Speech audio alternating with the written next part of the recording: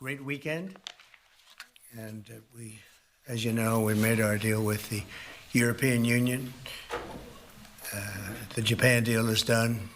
Many of the other deals are done. Indonesia was a very big deal, big country actually.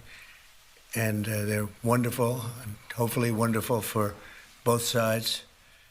But it's literally trillions of dollars ultimately being brought into our country.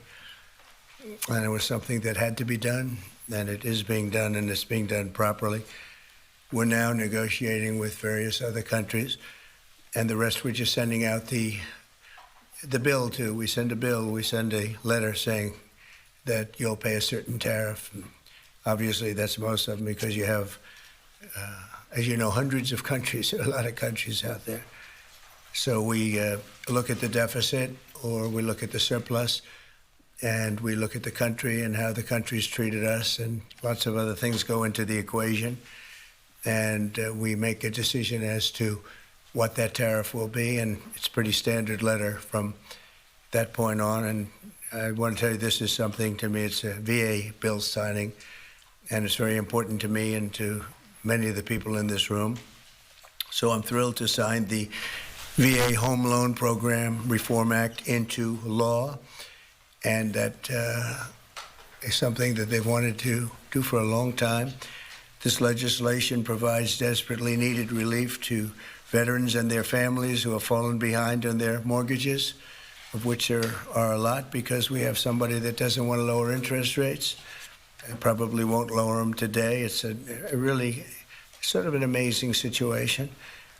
And it helps keep our promise to end veterans' homelessness, and we're going to do that for America. We're going to do that for our great veterans. I'm thrilled to be joined by the bill's sponsor, Congressman Derek Van Orden. Where is Derek? Right here. Derek. Hello, Derek. I didn't see you back there. Well, I'm a Navy SEAL. Stuck up. Let's see. And Mike, how are you, Mike? Mr. President. Very good. These two gentlemen are terrific. They are working together, and they've been working together, Mike, a long time. On this. I just want to thank you both, and I'll ask you to say a couple of words. An estimated 61,000 American veterans are in danger of losing their homes, as you know.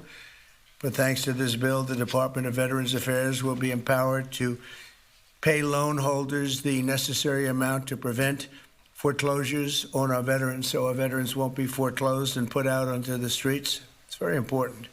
This bill also creates a 5-year partial claim program that could benefit up to 3.7 million veterans. That's the kind of numbers you're talking about. It's big stuff. The costs of the program are fully offset and will add nothing at all to debt. This common sense legislation had overwhelming support and passed unanimously in the House and the Senate. Wow. When was the last time that happened? That's pretty impressive. My administration is committed to doing everything possible to ensure that our veterans are treated with respect and treated as well as anybody in this country. They're so important. They're so great. They've suffered so much in many cases. In May, I signed an executive order to open the National Center for Warrior Independence in Los Angeles, California, which will house up to 6,000 homeless veterans. You know, until we came along, they treated the veterans far worse than the illegal immigrants. They came in, they were staying in hotels, luxury hotels, and the veterans are staying outside of the sidewalk on the same hotel. Some pictures are just incredible. In addition, we'll also be opening a full-service VA center in New Hampshire, which is the only state in the union to not have a VA center. And I made that promise to the people of New Hampshire a long while ago, and we got it done. It's the only state that doesn't have, and yet you have a lot of veterans in New Hampshire. We're slashing the wait times at VA medical centers, and we're bringing back VA choice and VA accountability, which I had and the Democrats abandoned. It made it so much better. Accountability, meaning if you treat our veterans badly, we treat you badly. You get fired and beyond that. And VA choice is you can get out and you can, if you don't have a doctor ready, willing, and able to take care of you within the VA, you go outside, you go see a doctor, you get better, and we pay the bill. and the veterans loved it. We had a 92% approval rating. And what did the Democrats do? They came along and they ended both of them, and they hired back many of the people that we fired. We fired people and replaced them with great, loving people. But we fired people who were sadists. In many cases, they were sick. They were thieves. They were stealing. And they hired them back. The accountability, meaning the VA accountability, it was a big deal getting it passed because you have unions, you have all sorts of problems to go through. We got it through everything. And the Democrats, as soon as they got back, they hired many of the worst people right back, and we're getting rid of them. But I want to thank the two gentlemen standing behind me, and I'd like to ask you just to say a couple of words, and then we'll take a few questions if you'd like, and we'll sign the bill, and our veterans will be very happy about it. Thank you. Mike, do you want to start? Sure. Well, first off, thank you, Mr. President, for signing this bill today.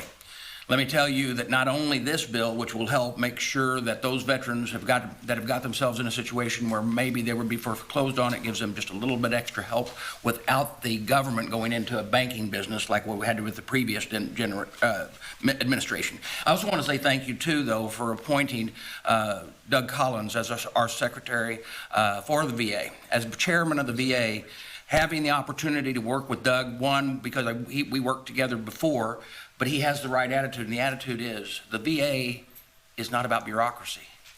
It's about the veterans, and we want to keep it that way. That doesn't mean we don't have a good workforce. What it means is that workforce is focused on the veterans, not on making sure that the VA grows, but making sure that the VA does the job it's supposed to do. And thank you, Mr. President. It's your leadership that allows that to happen.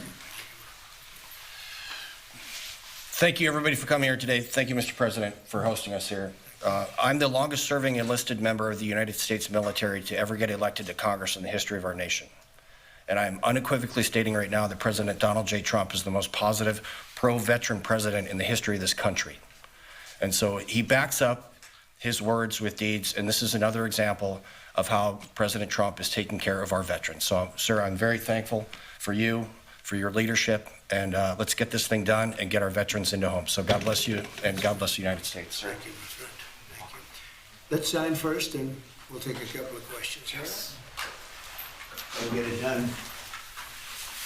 We've been waiting a long time. And I do want to come in, Doug Collins, because I hear he's doing a fantastic job. He's done an incredible job. Okay.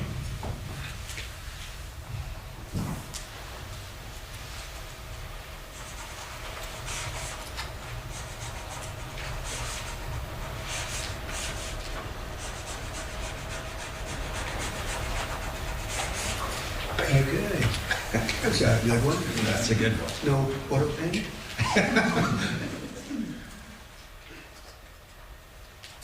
It's a very important bill, and we want to thank everybody for the great help, but in particular, you two guys have done a fantastic job. Thank you very much. Okay, take a pen. Oh, I'll keep that one. Take a pen. Take another pen.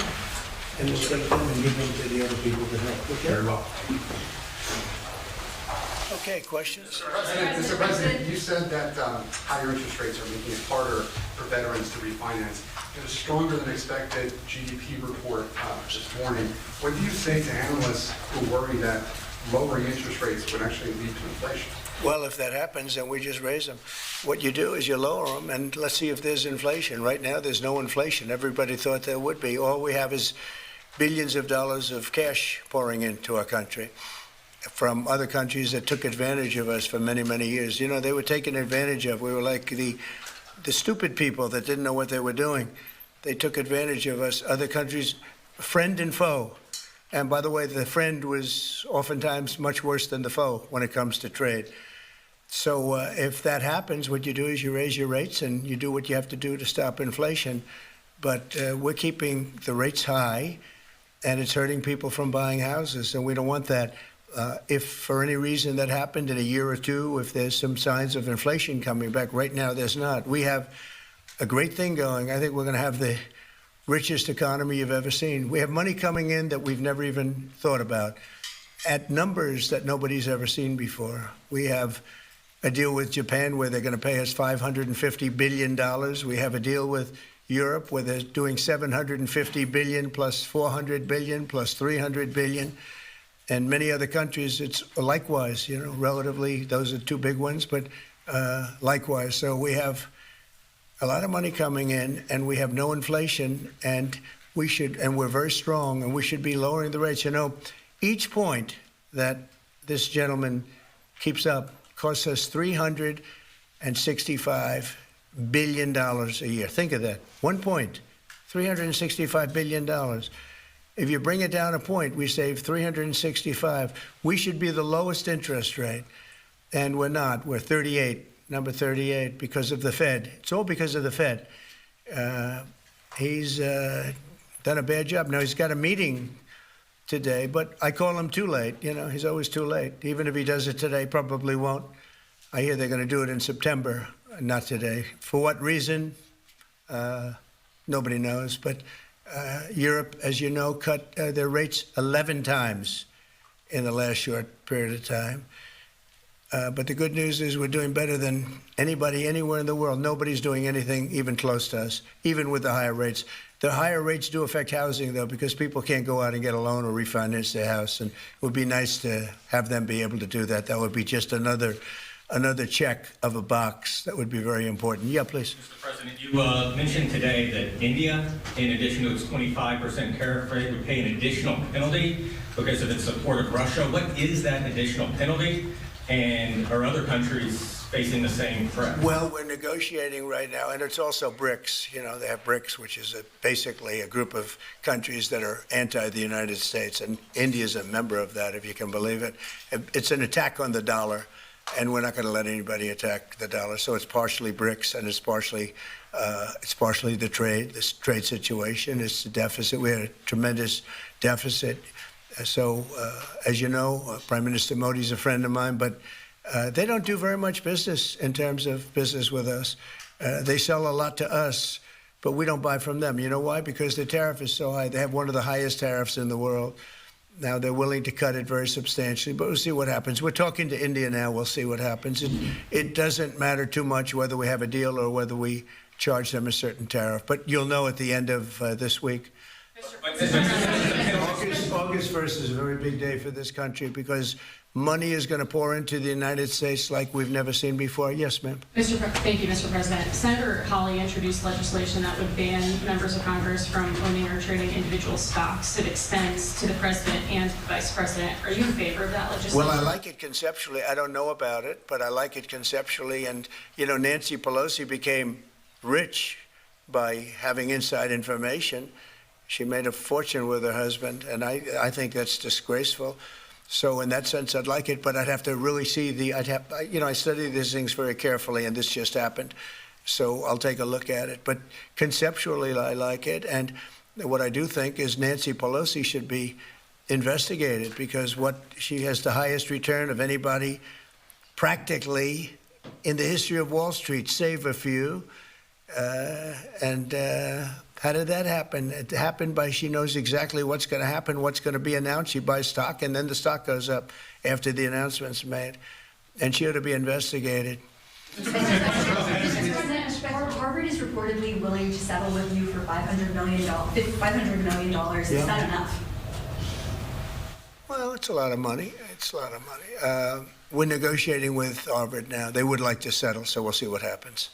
Mr. President, what is America's debt to our Afghan war allies that kept our veterans safe over there? There's been some talk about sending a lot of them back. No, Would you let your administration do if that? we know the good ones and we know the ones that maybe aren't so good, some came over that aren't so good, and we're going to take care of those people, the ones that did a job, the ones that were told certain things. A shame what happened, one of the most disgraceful episodes in the history of our country. The way we left Afghanistan was just a disgrace. But I understand your question fully, and we'll take care of 90% of your question, okay? I know what you mean. Thank you very much. Mr. President, on the tariffs on India, are you still open to negotiate with India on the tariff front? Well, we're talking to them now. We'll see what happens. Again, India was the highest or just about the highest tariff nation in the world. And one of the highest, 100 points, 150 points or percentages. So India was one of the highest in the world. They had won 175%, and higher than that. You know, there's another higher one is Canada. They've been charging our farmers 200%, 300%, 400% for years, and nobody did anything about it.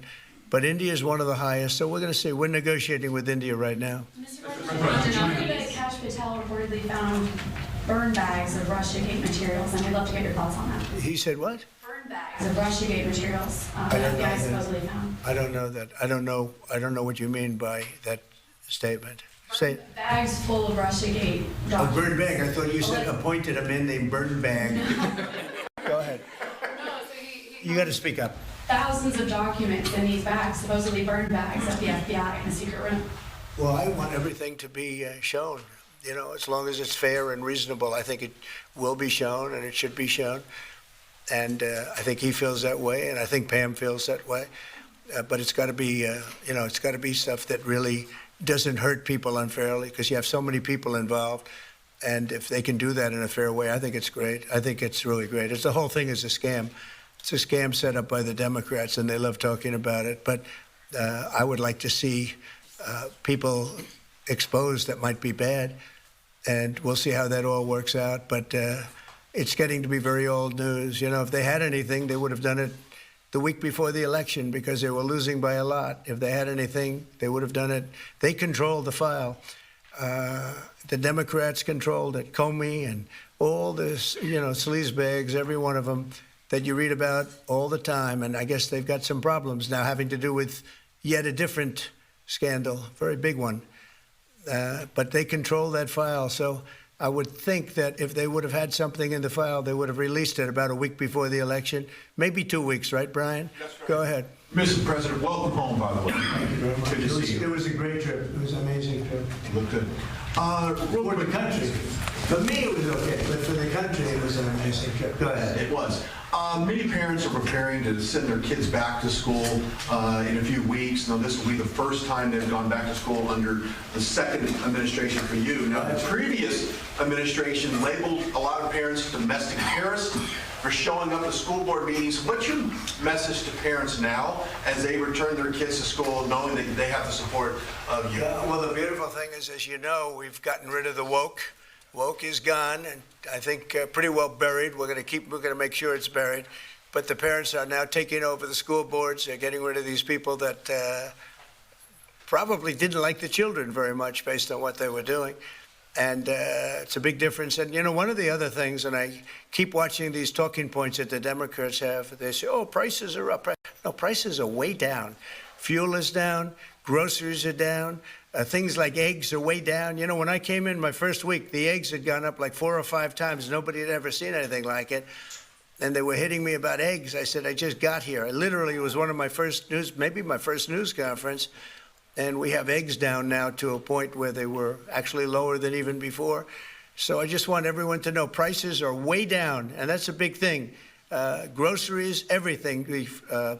If you look at fuel, $2.35 a gallon, a lot of that. But we actually had 4 states where it's down $1.99, $1.99 as opposed to $3.50, $4. And it went up a lot higher than that. They got rid of my policy, and then it went through the roof. And then they brought my policy back, but it was too late. They blew it. We had the highest inflation in the history of our country. And now we have no inflation. We have nothing but cash coming in. The world respects us again. We're a really great, proud country. And I say it, I'll say it again, many, many leaders of other countries, I'm dealing with a lot of them today on their tariff situation. They owe us a lot of money. But many countries said to me, and almost in the same words, you were a dead country 1 year ago, and today you're the hottest country anywhere in the world. We are the hottest country right now anywhere in the world, and that's why we're taking care of our veterans, okay? Thank you very much, everybody. China. Mr. President, on China, the Secretary Best briefed you today. Thank you, guys. We're moving along with China. We're doing fine with China. I think it's going to work out very well. We're right in step. I think we're going to have a very fair deal with China. Thank you. Mr. President, what did you think Epstein was stealing those women